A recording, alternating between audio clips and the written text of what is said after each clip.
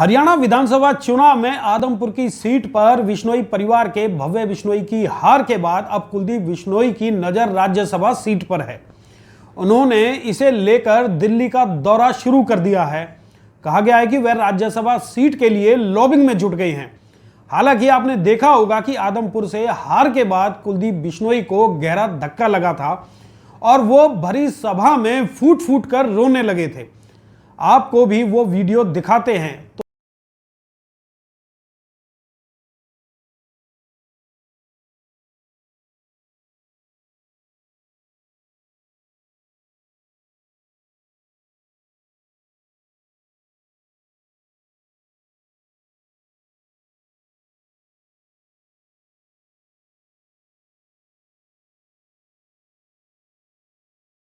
तो देखा आपने किस तरह से कुलदीप बिश्नोई इस हार को लेकर सदमे में हैं।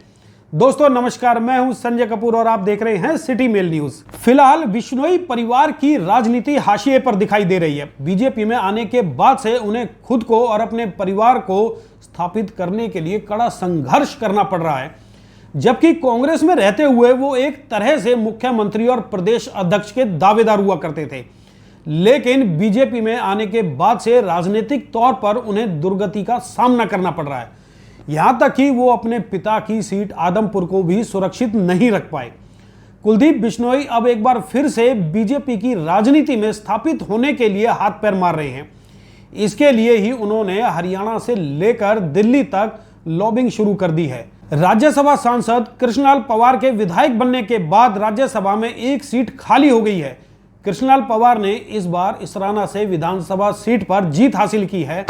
कुलदीप बिश्नोई के बेटे और भजनलाल के पोते भव्य बिश्नोई को आदमपुर विधानसभा सीट पर कांग्रेस प्रत्याशी पूर्व आईएएस अधिकारी चंद्र प्रकाश से 1268 वोटों से हार का सामना करना पड़ा है। इस सीट पर बीजेपी की मजबूत पकड़ मानी जाती थी। 1968 से ही आदमपुर की सीट बिश्नोई परिवार के हाथ में रही है।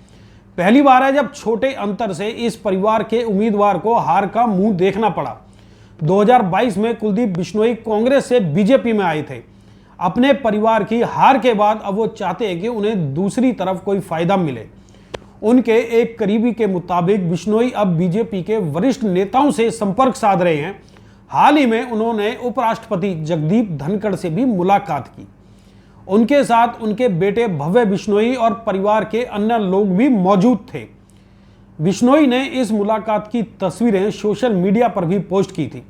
उन्होंने अपने पिता और पूर्व मुख्यमंत्री भजनलाल की भी एक तस्वीर पोस्ट की, जिसमें वो प्रधानमंत्री नरेंद्र मोदी से बात करते हुए दिखाई दे रहे हैं। ये तस्वीर पोस्ट करके उन्होंने ये बताने की कोशिश की है कि बीजेपी नेतृत्व के साथ उनके पुराने संबंध रहे हैं।